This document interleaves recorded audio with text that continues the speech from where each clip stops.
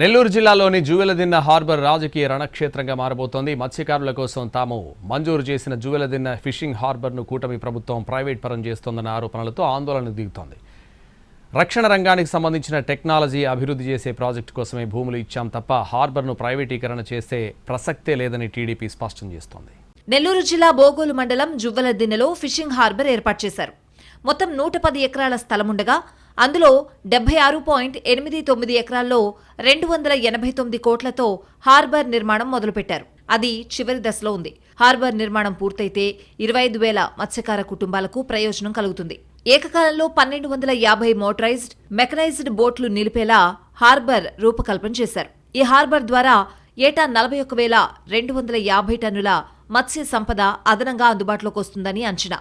హార్బర్లోనే cold chain, ice plant, chill room వంటి మౌలిక వస్తువులు, బోట్ రిపేర్ వర్క్షాపులు, నెట్ మెండింగ్ షెడ్లు వంటి సౌకర్యాలు కల్పించేలా ప్లాన్ చేశారు. ప్రభుత్వం మారడంతో పనులు తాత్కాలికంగా ఆగిపోయాయి. హార్బర్ను మరో 3 నెలల్లో పూర్తి చేసి మత్స్యకారులకు అందజేస్తామని టీడీపీ నేతలు చెబుతున్నారు. జువలదినే ఫిషింగ్ హార్బర్కు సంబంధించిన 29.5 ఎకరాల భూమిని సాగర్ డిఫెన్స్ సంస్థకు ప్రభుత్వం ఇటీవల అప్పగించింది. తీరంలో 7 ఎకరాలు డ్రోన్ యూనిట్ తయారీ పరిశ్రమ కోసం, మరో 23 ఎకరాలు కంపెనీకి కేటాయించారు.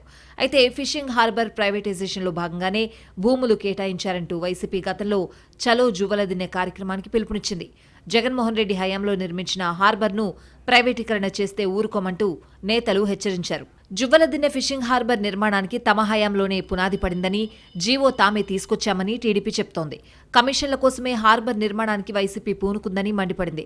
ఫిషింగ్ హార్బర్ ప్రైవేటీకరణ చేసే ప్రసక్తే లేదని, సాగర్ డిఫెన్స్ ఇంజనీరింగ్ సంస్థకు భూములు ఇవ్వడం ద్వారా చేపల వేటలో సాంకేతికతను జోడించే అవకాశాలుంటాయని చెప్పుకొస్తోంది. ఈ కంపెనీ మత్స్యకారుల ప్రయోజనాలను ఉద్దేశించి పెడుతున్నదేనని, మత్స్యకారులకు అత్యాధునిక టెక్నాలజీ అందించబోతున్నట్లు టీడీపీ నేతలంటున్నారు. సముద్ర తీరంలో మత్స్య సంపద లభ్యత అంచనాలు, ఇల్లీగల్ బోట్ల సమాచారం, ప్రమాదానికి గురైన బోట్ల సమాచారం అందించే టెక్నాలజీ అందిస్తుందని వివరిస్తున్నారు.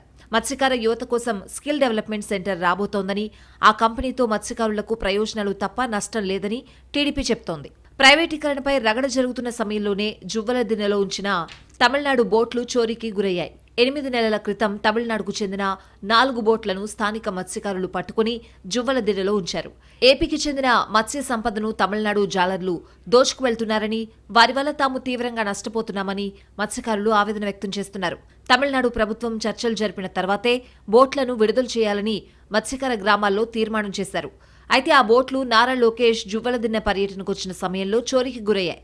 ఈ బోట్లను టీడీపీ ఎంపీ బీద మస్తాన్రావు విడుదల చేయించారని మత్స్యకారులు బలంగా నమ్ముతున్నారు.